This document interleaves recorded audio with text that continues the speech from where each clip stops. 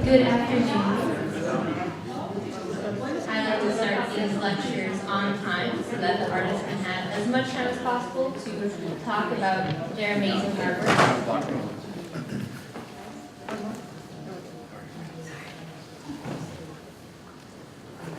Hello, my name is Holly Johnson. I am the Every Student Initiative and Group Force Coordinator here at the Peoria Riverfront Museum. I'd like to welcome you to our November 19th Emergence lecture featuring Fisher Stolz. Emergence is our biggest exhibit right now. It features over 50 local artists from the central Illinois area who live and work here and are emerging or have emerged on the international and national scene. We would not be able to do this. Oh, do I need to talk a little louder? Okay, we would not be able to do this without sponsors in the form of Sharon and John Amdel, as well as our Visionary Society and all of our visitors and members and guests that help us do everything that we can possibly do here at the museum. Our next Emergence lecture is on November 28th. It features John and Anita Tuccillo, who both work at ICC as art professors. I would now like to introduce Fisher Stolz, who is a professor at Cradle of sculpture. He works primarily with metals and stone, and he makes sculptures both large and small. He is featured in many institutions all around the United States, including right here in Peoria at our own Peoria Riverfront Museum. You can see his sculpture year-round on our Sun Plaza, as well as in two in our lobby and one in Emergence. So he is very prolific here at the museum. So without further ado, please welcome Fisher Stolz.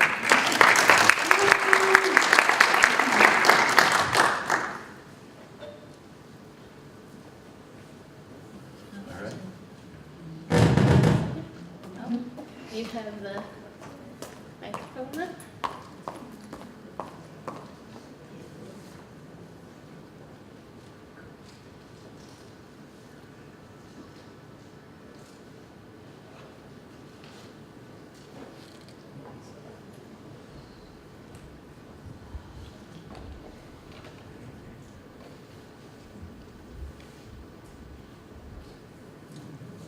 Well, good afternoon. Thank you, Holly, and thanks John and Sharon for sponsoring this exhibition and everybody for coming out today. It's a really fantastic show, and it's awesome to be part of it. So I know that some of you know me pretty well, and some of you maybe though aren't that familiar with some of the work that I've done. So I decided that I wanted to kind of give you, to begin with, an overview of the work that I've been doing since starting with a couple of pieces in grad school, actually. And so what you're seeing here is the first large-scale piece that I ever did. It is called Relationship, and this is at the Carter Presidential Center in Atlanta. You can definitely see that there's some influence from Mark Masuvro using cables and things like that. I also really do enjoy stone carving. That's the thing that got me started in sculpture, and this is a piece that was also done in grad school and is located at the Gwinnett Fine Arts Center. I put it there just after graduation, and that's where it remains. So this is an early commission work that I did once I began teaching at Bradley, a combination of two different types of marble, Tennessee red marble that is actually a limestone, and some Colorado marble. And a large-scale piece that I did for the University of Alabama's Alabama Biennial, called The Doors of Opportunity, that was about breaking the color barrier at the University of Alabama, and that was, of course, a very important event with Vivian Malone and James Hood being the first two students to actually be admitted to the University of Alabama, and Bobby Kennedy calling out the National Guard, standing in the schoolhouse door, George Wallace, all of that was part of the big event. And it was wonderful that the University of Alabama had grown to the point where they were willing to actually put a piece on their campus to talk about that particular event. This piece is the first piece that I did with a sphere. I found an opportunity for the old City Hall dome, also known as a cupola, was about 100 years old, and they were tearing it down, and they were going to replace that. So I drove by and asked them if I could maybe take some of the old steel, and that's what this piece is made out of, is the riveted beams and the kind of turnbuckle bracing that went inside of the cupola to hold it tight. This piece is called Imminent, and it is kind of suggesting the impact or the expected impact of something that is almost ready to happen. In fact, that you can almost see on the ground there that there's a result that is beginning to be part of the event that is about to be. So in 1995, I went up to the Navy Pier. They started a pier walk exhibition out along the Navy Pier, and I thought that was a fantastic thing. It turned out to be the largest temporary exhibition of outdoor work in the world, and I decided I would try to get in it the next year. And so in 1996, I submitted a scale model, a maquette for that, and it was accepted, and they put me at the very tip of the pier, which I kind of like, because as you move along the pier, it's fairly narrow, but out at the pier end, it opens up, and so I built a fairly large piece and was able to get some space. To kind of elaborate on that piece just a little bit, my first studio was at the Alexander Steakhouse building, and I was there for about a year waiting for some space to be redone for me to move into that was larger, and it just drug on and never got to the point where that space was finished. So I moved down to Farmington Road, behind a billiard hall that's also storage units, and this is the back of that area. But it was a great space. It had high ceilings, large garage doors. It was about 25 by 70, and so I would build things that would be about half the size of my space, up to about 35 feet and 25 feet wide, as I was doing these Navy Pier pieces. And these things I would have to break down and then bolt together on site. So this is the way that things went together.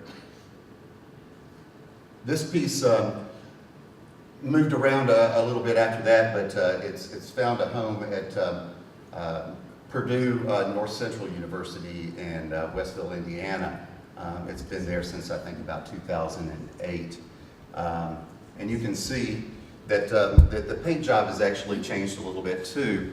The piece is called Seduction, and it's sort of like a Venus flytrap or a bear trap, and then it has this bait on the inside and a pathway in, and it's supposed to draw you in and make you think about the ideas that animals, flies and bears and things like that, they don't realize that they're being trapped, but as humans, there's money and power and fame and sex and all these things that can be seducing, and we see those things and yet we go in and we take that bait in spite of it.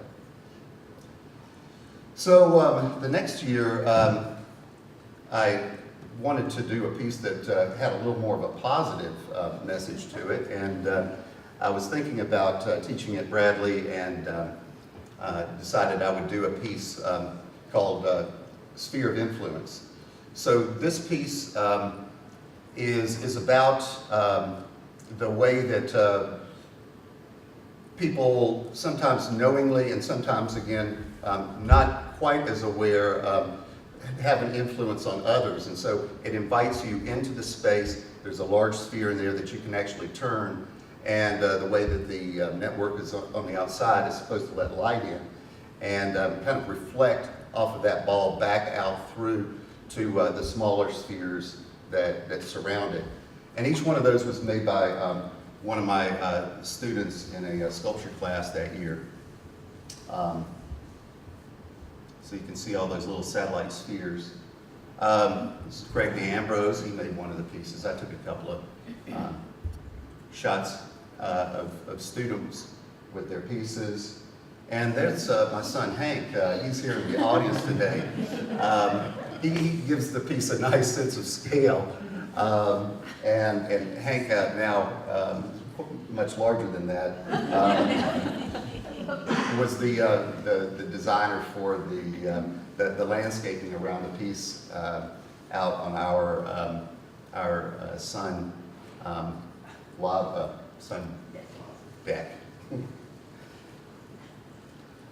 This is some of my crew of other students that helped me put the piece up. And this piece actually was purchased and moved to the Hamilton Transit Station in Hamilton, New Jersey. So that's its permanent location now. My other son, Matt, is here as well. And when both Hank was born and when Matt was born, I wanted to make a piece about that particular event. The pictures of Hank's piece pre-digital that were not that great. I don't have a picture of that one, but Matt's is a piece that I really like. It has had an interesting odyssey. Matt, it turns out, is a very talented musician, and this piece I was thinking about. It's called Cradle, but it's kind of like a musical instrument in some ways, and also like a mother and child form. So this is another Navy Pier work. This one went to the O'Hare International Airport Terminal roundabout area, and so that's where this photograph was taken. And you can see the International Terminal in the background there. It's called Course of Events, and the sphere that is in the center of this piece is kind of being drawn out through this cage form. There's an opening in the cage, and kind of like imminent. It's about something that is on the cusp of happening, and how that does change lives. So this is a scale model for the next piece, the 2000 Navy Pier series, and this one is called New Era, and the other pieces had quite a bit of symmetry to them. I use symmetry in my work a lot, but I also like to mix things up, and so this one I kind of wanted it to dance across the lawn and invite people in and have a place to sit inside the sculpture too. So it's called New Era. And you can kind of see how the scale model reflects the large piece. It helps out quite a bit when you're doing these large scale pieces to have a design in place that you can reference for rolling tubing and things like that. And it really kind of looks different from different views. Two-dimensional images of three-dimensional work that are still somewhat limited. But it works really well with light too, the way that shadows would kind of spin around on the ground in the area. And there's that kind of bench form with the sphere on the edge of it.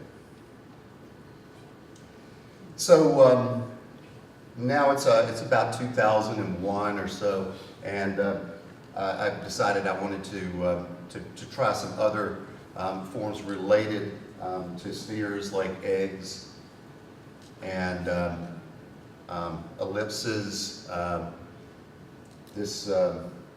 This form is something called a non-degenerate quadric, like a sphere is. This ellipse form is something that the edge just never completely runs to a stopping point. It always just is in continuous change. And some other forms, like sort of that potato chip salad form, is another hyperbolic paraboloid. And I found that interesting because I was using these things before doing a little bit of research and finding out that they were all related. So I took a trip out to Marble, Colorado. Bradley was providing some money for me to do some extra research, and so I spent 8 days out in the town of Marble, which is about 85 people, and it has little shacks that used to be miners' shacks that have been redone. And started carving a block into a sphere form. And so this is you get to see a little bit of the process of the carving with the 9-inch grinders with blades mounted on there, and then pneumatic hammers with chisels to begin to shape that out. So I got it pretty far along before leaving, but brought it back to Bradley and finished it up at Bradley. So this is the sculpture studio there. And this was meant to be part of a piece that I was working on in a number of different ways at that time. You remember this? That was something that I wanted to explore a bit more, this sphere on a bench. Just take that particular element of this larger piece and explore it a bit more. So I began to make my beams, this time with curves in the forms, and then put that all together with another arcing form behind it. And the bench is taking a little bit more of a organic shape. The bench was cut with a water jet. I was the first visiting artist at the Prairie Center, part of their artist in residence program, and worked with Joe Ritchie to use their water jet to cut granite. And so that sphere, it was intended to be the moon, and bring that moon down and put it on the bench so that you can sit with it. And this piece is called Moon Bench, and this particular photograph was in Grand Rapids during the first art prize.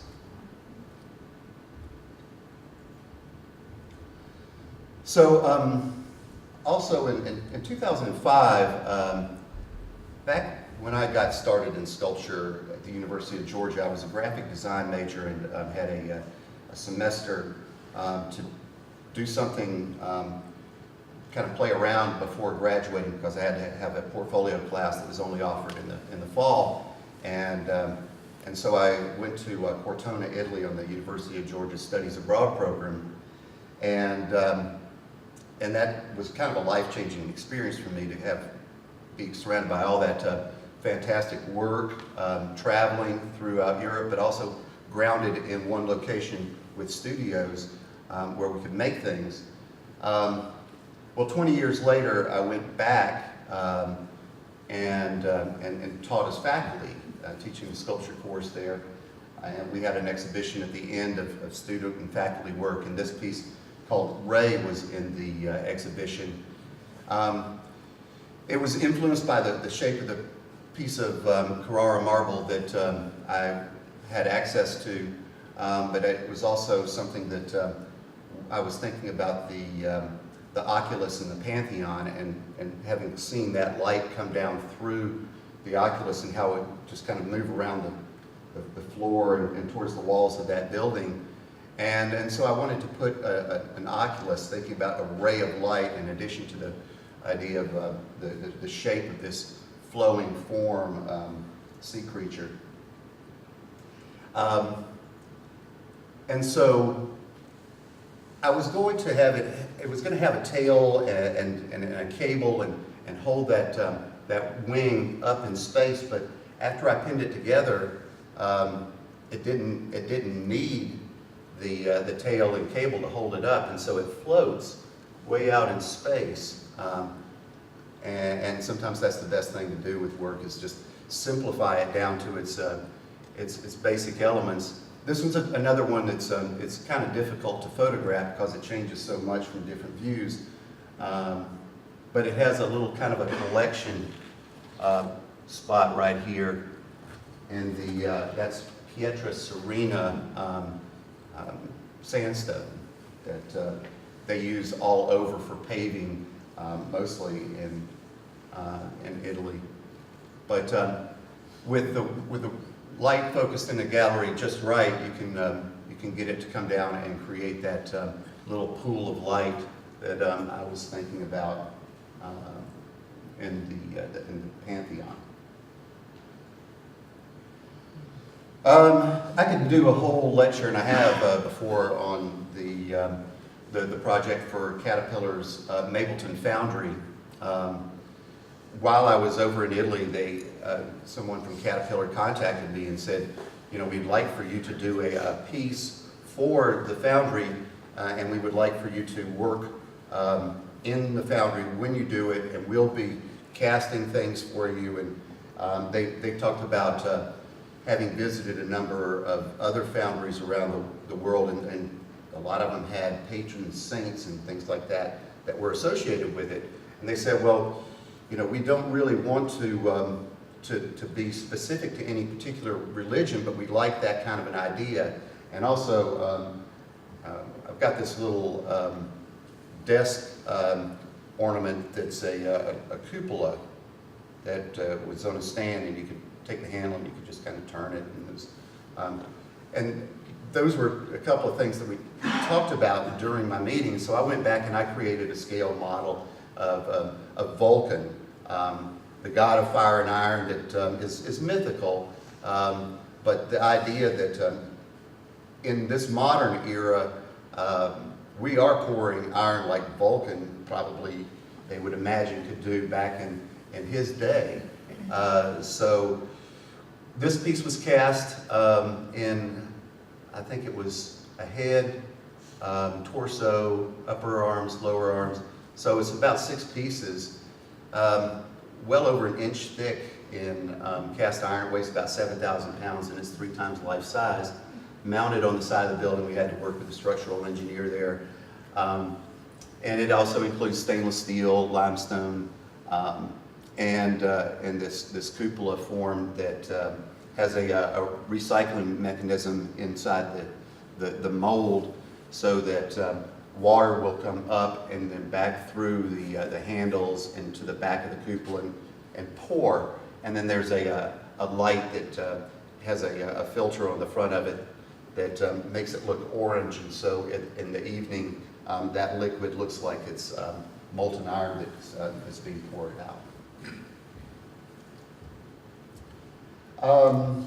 The Civic Center commissioned me through Arts Partners and the Central Illinois Foundation, gotten the full name of it now, but to do a piece for the Civic Center. And they wanted me to do one for what they call the prow up on the upper deck that looks over their grand atrium area. And so this piece is called Event. It's about the way that people come together to create events for the Civic Center. And at the top, this trajectory kind of becomes fruition, but all of the network of things that people are doing to pull each one of those events off is represented in the stand. Sometimes material does influence, and I had two pieces of limestone, the one from event and another one that was the same, and so I wanted to use as much of that material as possible, but try to transform it from the rectangles that they were. And so in both cases I just made these large horn forms, and this one is called Decision Point. There's some kind of interesting geometry that happens with this piece, and the touch point being indicated here. You can walk around and step inside the back, but it was fun to use that form one more time in a slightly different, larger outdoor piece. Another piece that people may not have seen around town, but maybe some of you have, is at the Harrison School. The old Harrison School was, I think it was built in 1903, and then there was an addition made, but in 2009, 2010, that new Harrison School opened up, and LZT Architects had designed it with a 10-foot by 10-foot inset into a concrete kind of plinth that's at their front entrance, and they wanted something that had handprints from children that went to the school and some of the teachers. And so this is a collaboration with Jackie Willis, and the two of us worked with the students to get the handprints, and then created this design that was a little bit more than what they were thinking about. They just wanted handprints in bronze. But the way that we worked it out with stainless steel and multiple bronze, it's supposed to show how the positive ripple effect of something like the Harrison School can have in a community, where it starts down at pre-kindergarten and then moves up through 8th grade and then out, and those kind of ripples that move positively through the community. And so back in, I guess it was about 1996, 1997, when Bradley was about to celebrate its centennial, I was on a committee that was involved in establishing a portrait of Lydia Moss Bradley in bronze for the campus. And Nita Sunderland, maybe some of you people know Nita, was involved in that project, and actually the foundry used casts of her hands to use for Lydia, to represent Lydia's hands. A number of years later, when the Robertson Fieldhouse was coming down, Bradley wanted to do something to keep A.J. Robertson's name prominent on campus, and so Kathy Fuller, who's here today, was one of the people that was primarily in charge of that project. And to begin with, we were talking about doing something like we did with Lydia Moss Bradley, but I said, well, we've upgraded our sculpture facilities, and we now have the ability to cast a life-size figure in bronze on campus. And I had never cast a life-size figure in bronze, but I had done the Vulcan, and I was able to convince Kathy and some others that this was a project that could be done. And so working with old photographs of AJ and talking with his son Corky and the family visiting while we were working on the project. It really turned out to be a great thing, and we actually used Corky Robertson's hands in the AJ Robertson statue. That's AJ Robertson Court over close to the Renaissance Center and the parking deck. There's a couple of details of AJ. At that same time, I was directing an exhibition of work from Chicago Sculpture International, the Mid-South Sculpture Alliance, and the Texas Sculpture Group for an exhibition in Chicago's Grant Park and Lincoln Park. Was about a 5-mile long exhibition, and since the Navy Pier days, that exhibition eventually pretty much faded away and became something that wasn't anything like it had been. This was an opportunity to bring a lot of sculpture again to Chicago. We had over 50 works in the exhibition, I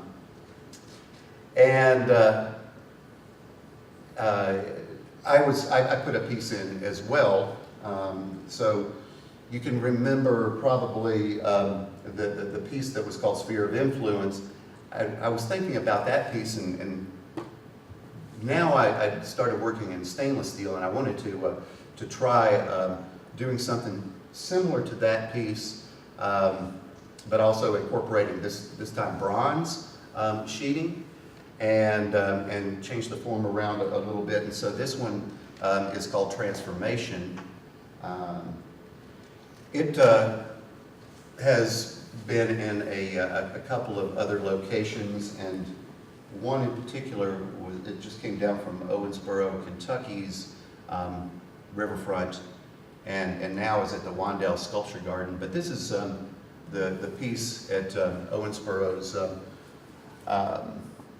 Civic Center, and it was there for 2 years, and they actually decided to put permanent lighting on the piece at night, which I really appreciated, and I thought that the way that it plays off of the architecture of the building was really nice too. This strong modern geometry, and then this arcing form in front of it.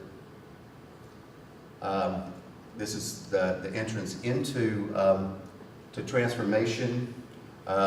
Again, when you go into this space, you can see in the daytime light will come down through. At night, completely different.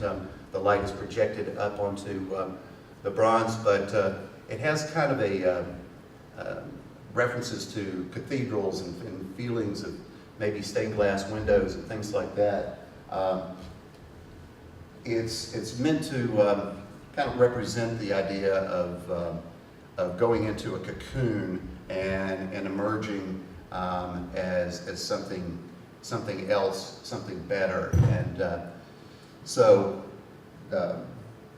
Transformation is, like I said, it's now in Urbana, Champaign, at the Wandale Sculpture Garden. This is another marble carving with bronze inlay and cast iron for a base. It's called Perspective. It actually will turn on its base, and this was in the first exhibition here at the Peoria Riverfront Museum, the opening exhibition, which was also kind of a regional artist way of just showing what we do here in Central Illinois.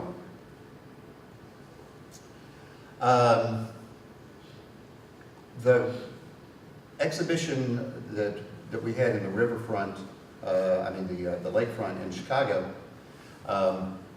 was also kind of had a twin of an exhibition called the Chicago Sculpture Exhibit, and we were working with Chicago Sculpture Exhibit people to open up their exhibit so that more people could be a part of it. Originally, when it was formed, it was just like 3 or 4 counties of Chicago artists. But for the exhibition, which was held in conjunction with the International Sculpture Center's conference they have every year in different locations.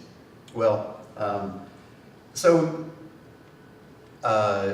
they opened up their exhibition to artists outside of Chicago, and so the following year I decided I would do a piece that was kind of referencing the transformation piece with bronze and stainless steel. A little bit smaller, and the locations for Chicago Sculpture Exhibit are a little bit tighter, although this was Diversity Harbor, so it had a little more space. Also continue to do stone carving. Love to carve stone, and those pieces take quite a while, and they're really different because I don't really know when I'm starting what the outcome is going to be.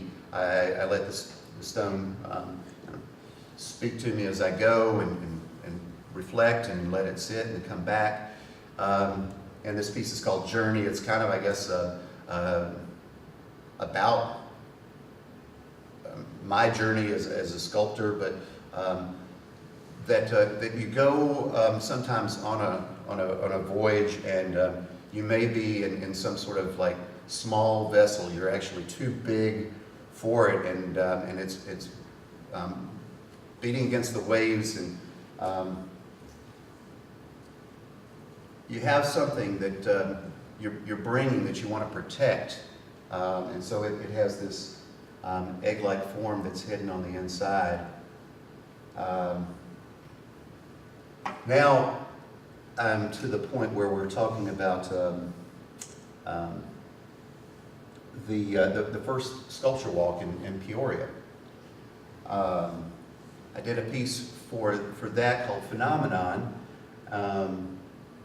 That was kind of based off of phenomenology, something that Hank was studying at that time, and the way that the brain in this book, it talks about this Cartesian explanation of the brain that basically has this central consciousness, and in this extra swirling around of information, and the way that you're bombarded from outside sources like books and magazines and radio and TV and other people that are trying to influence you, and a lot of people aren't really aware that they're being influenced, and so phenomenology wants you to, among other things, be aware.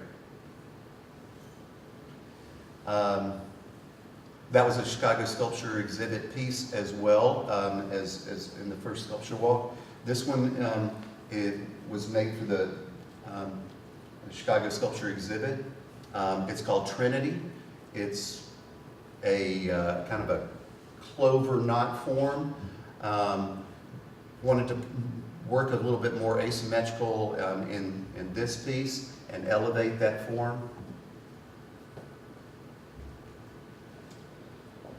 And last year, another opportunity for a commission in this area was available, and in that it was for Chillicothe's veterans, new memorial that they were building with a design in mind, and they came to me, and they wanted 2 figures, and Jackie Willis was the other person that was collaborating on this piece, and they wanted a Revolutionary War figure and a modern era soldier, and then they also wanted a battlefield cross.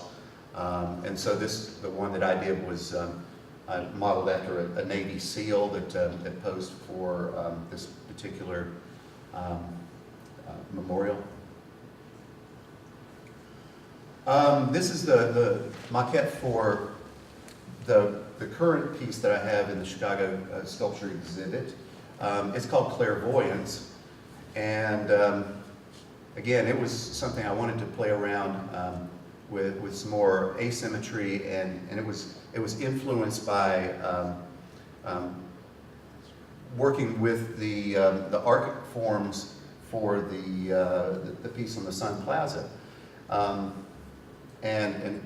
So I started using the arc forms again and starting to stack them and rotate them and think about two views and projection down to a flat plane, and the idea of how we get that feeling sometimes that we know what's going to happen, and you know, every now and then it seems like it does.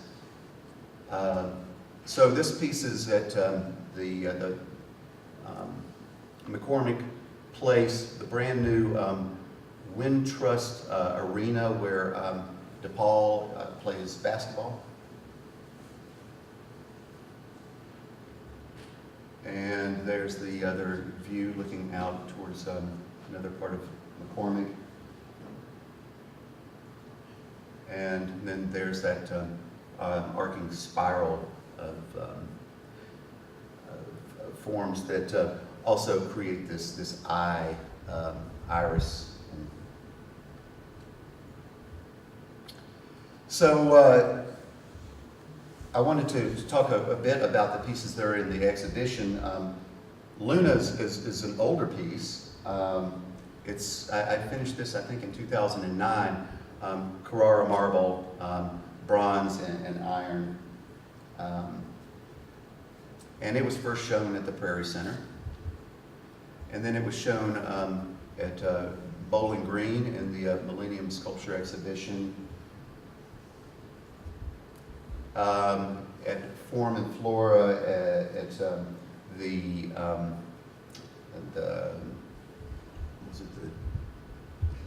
Lincoln Conservatory, I believe, in Chicago. There it is there. And here in the Riverfront Museum, it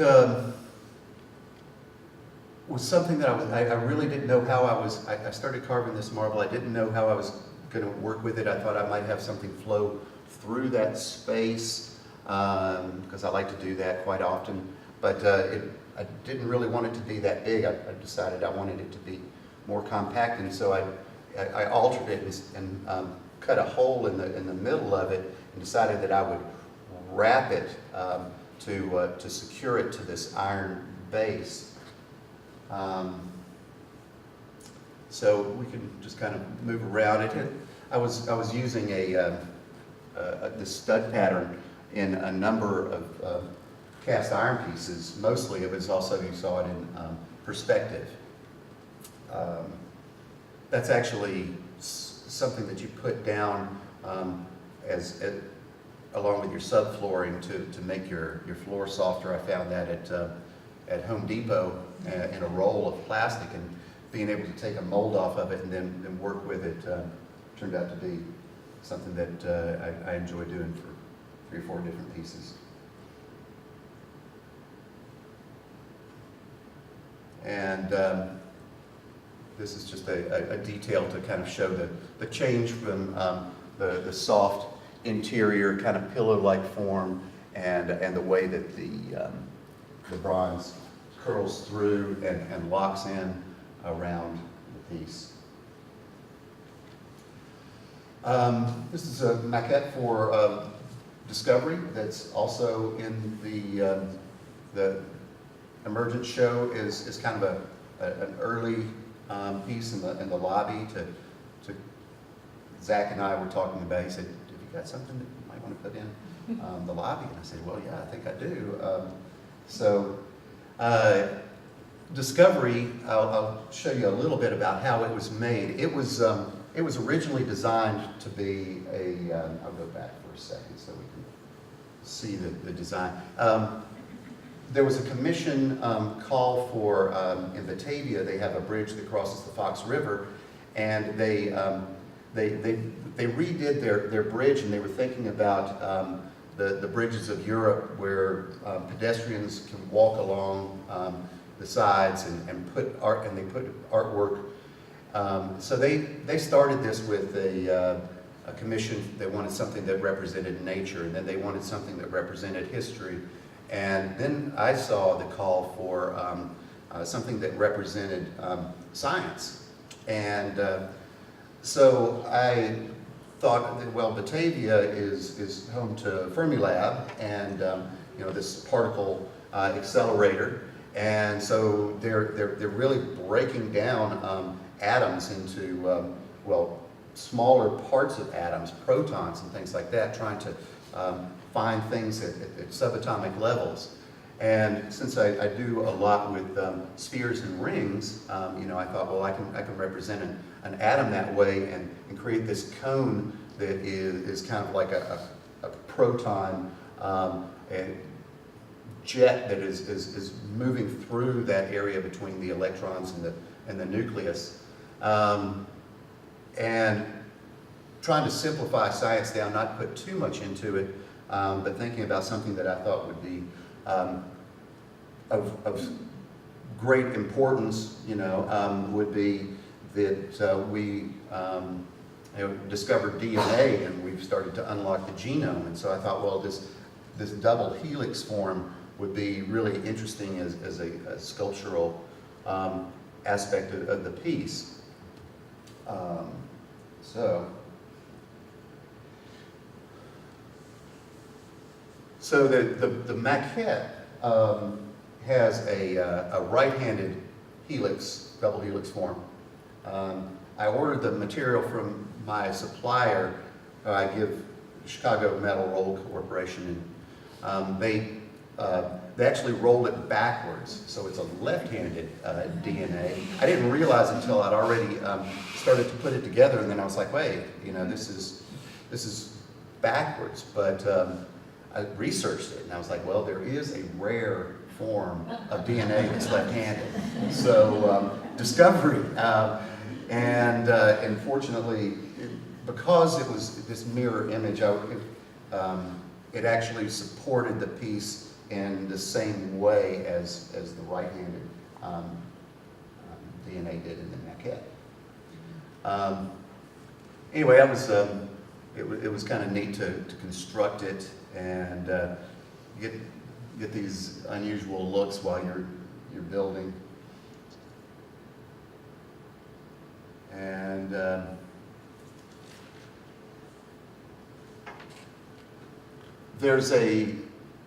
right now there was a globe from the old geology department when they disbanded. One of the things I grabbed from them was a globe that I was using sort of as a test to see how big my sphere for the interior of this needed to be to sit right in the middle. That was critical. And so I got an idea it was going to be a little bit bigger than this, but I needed to find out exactly.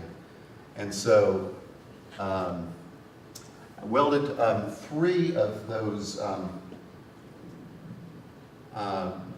rectangular tubes into place at the junction points where they were going to have to hit, and then took some string and tied between each one of the intersections of the arcs, and found that crossing point right in the middle where that's the center of the sculpture, and then measure out to the points where these strings touch those 3 stainless rods, and know that that's where my sphere's boundaries need to touch. The first one that I made and I put in there wasn't quite right, and so I set it aside. But the second one, I was able to get to align just right. And you can see there how the putting the string back in and making sure that it found its center point. This piece was first shown in Chicago in the sculpture exhibit. And then it was in Macomb last year, came down in June, and now it's here in the lobby. And I love it there. And I think it really is neat the way that it works with the architecture and the lights up above. And so I was really excited to be able to put that piece here in Peoria for people to experience it. This is my latest piece, and the ring of rod that was too small for Discovery. I decided I would use that when the show was announced, and I decided I wanted to do something brand new for the show because I was going to put Luna in, and it was an older piece. So this piece is actually made from scraps from the pieces on the Sun Plaza, from Discovery, from, I think, Phenomenon. Just what it's a number of different cutoffs, and I was thinking about the arc form again that I'd used, and using it a bit more singularly as a focal point rather than in large groups, and then repeating down the sides. Anyway, this piece sort of evolved, but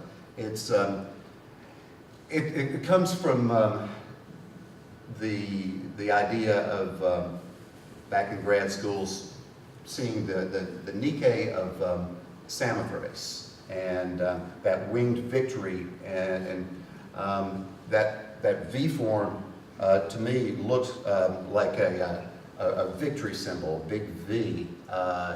And also, when I was building this piece, in this Bradley sculpture area, people were coming through, and one father said to his daughter that was on a tour, he said, "Look, you know, he's using stainless exhaust pipes to make sculpture, and it looks like that, but they're not, you know." But I actually was, you know, kind of thinking about that in the classic automotive design of like Duesenbergs and Cords and things like that, with these beautiful exhaust systems, and the badges, you know, like a V8 badge that you would see on the side of your car, and those types of things, power and elegance that are, you know, kind of modern associations in some way with victory. And a back view of that piece. Well, the last thing that I'm going to show you guys is the piece for the Sun Plaza, and that's Zen Vision. This piece was designed as a commission to honor Jim Richardson, the first CEO of the Riverfront Museum, former CEO of Lakeview Museum, and his leadership in bringing together all these different groups to form the Riverfront Museum. And there were 5 of those at that time. There was the Lakeview Museum, the African American Hall of Fame, the IHSA, the Peoria Historical Society, and the Peoria Museum Society, I believe is the correct way of saying the last name. But there was also, so there's 5, this sphere, instead of being grouped in quadrants and things like that, there's actually 5 sections to it. And Jim is kind of the core, and all of these arcs that are coming in represent those first 5. The legs, there's 2 kind of twin legs on the back side that support it, and those are supposed to represent the city government and the county government that are supporting the project through things like that quarter-cent taxpayer, that tax that in 2008, when the economy was tanking, that Peoria actually was able to pass. It was amazing for the museum. And then Caterpillar is very important to this whole project. And so they represent this large leg moving forward. And then there's the other groups, and including donors that move into the circle during and after the fact of the original 5. And so that's the way that this piece was meant to represent things. This is my trailer with the material rolled to specs coming back from Chicago and moving it into the studio, designing it out beginning on the floor, and then to cut the pipes I used plastic and a something with like that 72-degree angle that you need, and then wrapping it and creating this fish mouth form that I could then use as a template to repeat that for each time that I needed one of those kind of V-cuts to put it together. Then I had to make this like diamond star form to hold the pipes together along with bracing, and you can see that there's like a level tape to the side here. I wanted to get them all straight and a temporary 2x4 braced to get that first one in place, and then tie it in to hold it front and back, and then just continue that around to the point where I can begin to weld it together.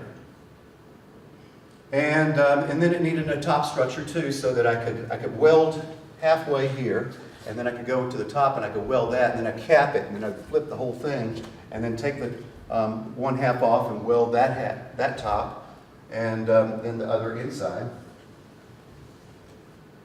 And that's the way that I polish the stainless with this grinder that has a sanding plate, or belt on it.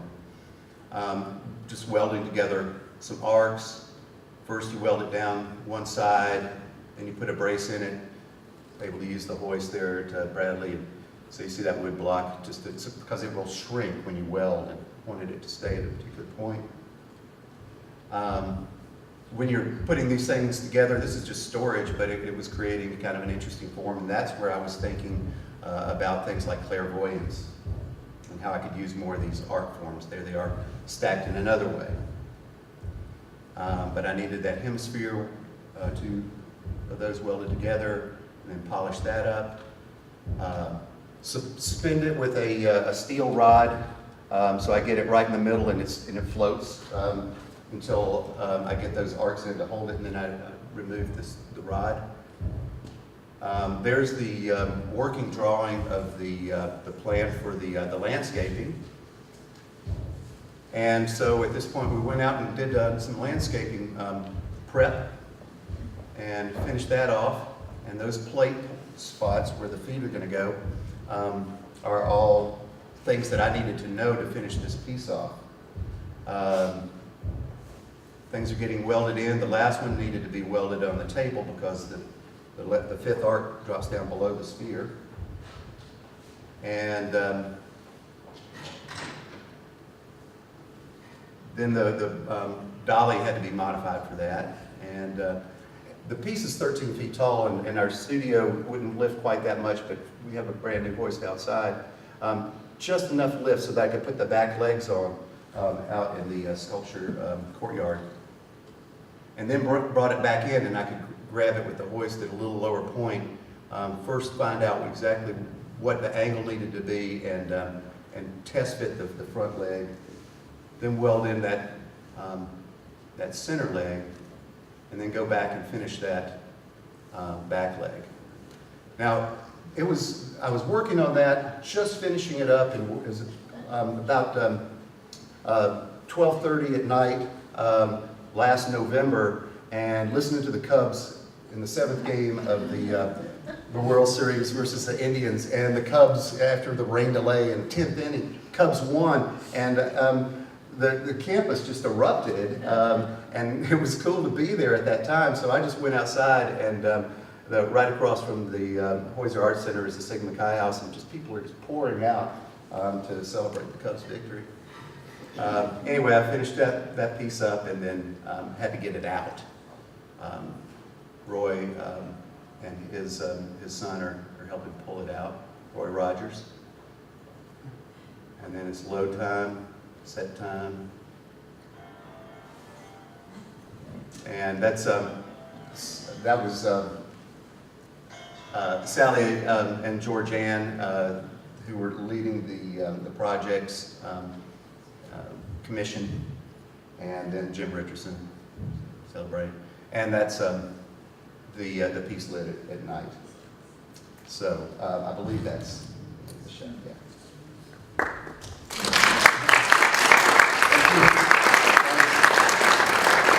I know that was a lot of pictures, and I used up probably all of my time. But if you guys have some questions, I'd be happy to answer them now.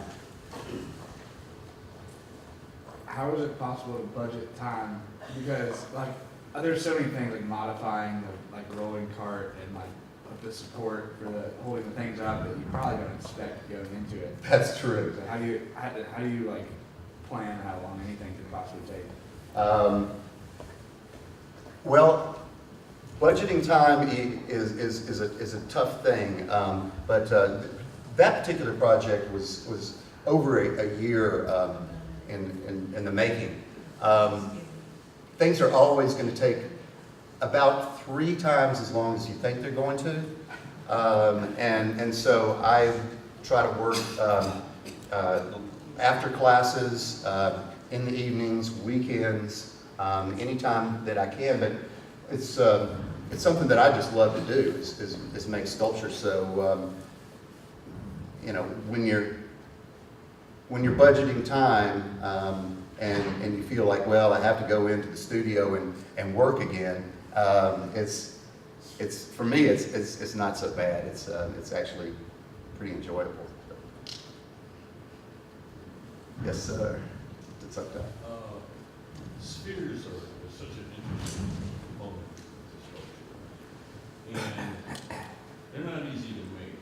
And I know that you have some of it done, but you go to like tank companies and get the pressed out ends of tanks and things, or these things need to be pressed if you're going to have the minimum amount of components instead of welding all that stuff together. That is a great question, and actually the piece Seduction, when you saw it in my studio, it was one of those sort of capsule compressor forms that I cut the ends off, and it was at least 1/4 inch cast iron, and then put those 2 ends together, welded it. But after that, I started going to a metal spinning company also in Chicago, and ordering it. And it's a really interesting process. I got to see them do it. They have probably some super modern equipment that costs a bit more for very fine tolerances, but they also have some older equipment that is made for approximate, within 1/4 inch or so is good enough type work. And it's neat to see, because you take a form like a hemisphere made out of wood, and you mount it on something that's kind of like a lathe, and then you take this piece of metal, whatever, and it generally looks sort of like a pie plate. It's already got a bit of an angle, and there's an arm that comes out with a ball on the end, and they start spinning that thing and pushing with that ball that will roll against it and pulling it back over the form. Anyway, once you get 2 halves to whatever your dimensions are, then you can weld it together, unless you got to carve it. If you got to carve it, then it's a little bit different. But carving spheres is you can kind of make a little template form, but mostly I just do it by starting out with some geometry, and then later on by eye, just looking for high spots. You could take seen them hydraulically press the ends to tanks, Trinity over, Trinity tank. Quincy does. Yeah. But those things are like a half-inch thick, and they heat them, preheat them, and then they press them down. I was wondering about finding some old boilers with big rivets. I would like to, Get some medieval stuff. you have to let me know where they are. I'd like to go see what they have to offer. And I'm fascinated by the big storage tanks, like behind the mobile refinery on the way to Chicago. If you could kind of go around the side of the building, they have some like 60-foot spheres back there, and I could just like, well, what can I do with one of those? Yeah, John. So, a practical question. Yeah. I realize you can't control where things are installed, but a lot of your sculptures up in Chicago are sitting in grass. How do they mow and control the grass around that so it looks decent? Well, they have to use the weed whacker when they're down around And that those doesn't damage the spaces. sculpture then? It's when they come back, they're covered with grass and mud down low, and I can clean them again. But it's best. It's always best to prep the site beforehand in one way or another. I mean, if it's just mulching, that way the maintenance is so much easier. But if we can design for particular spots, like up here on the Sun Plaza with footings and junipers and rock and things like that, much prefer doing it that way. Yeah, Ken? The circle seems to be really an important element of your work. Mm-hmm. It's always there, like this one we're looking at, the big one, the small one. What is tell me again what the meaning of the circle is to you. I read somewhere, art magazine something, circle has no beginning and no end. Yeah. Okay. And I think that may be part of it. There's certain forms that a lot of times we think of them as being modern, like perfect sphere forms, but they're also known as primitives, pyramids, cones, spheres. So humanity has been interested in those things, I think, from our earliest time when we could begin to manipulate material.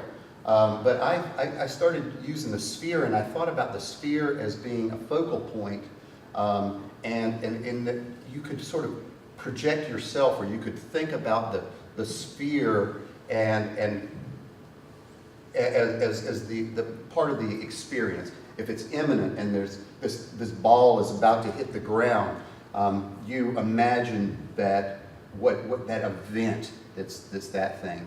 If it's a course of events and that sphere is being pulled out, kind of like giving birth, that event is the focal point. And so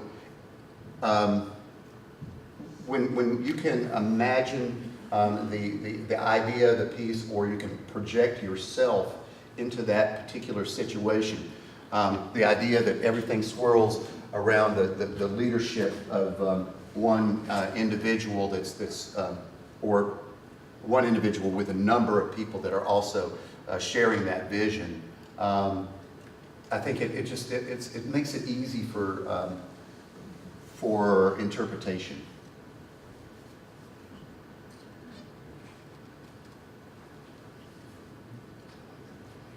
Well, I really appreciate you guys coming out to listen to my lecture, and hope that you guys all enjoyed the Emergence exhibition. I think it's a fantastic thing that the museum has done here.